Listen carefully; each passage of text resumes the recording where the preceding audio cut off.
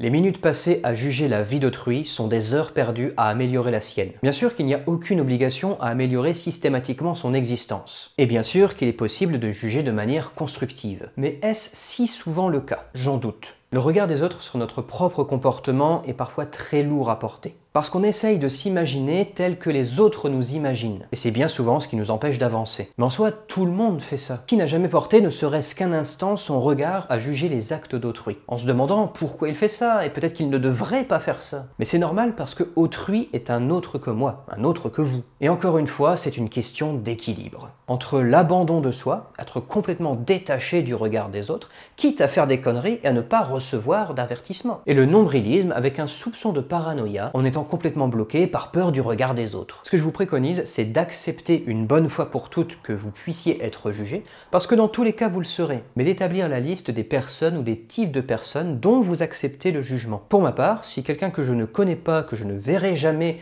et qui n'est pas un de mes clients vient me critiquer, j'avoue que je m'en fous. Par contre, si c'est un de mes clients qui me dit « dans cette séance je me suis pas bien senti », là ça a toute son importance. Et vous? De qui acceptez-vous les critiques?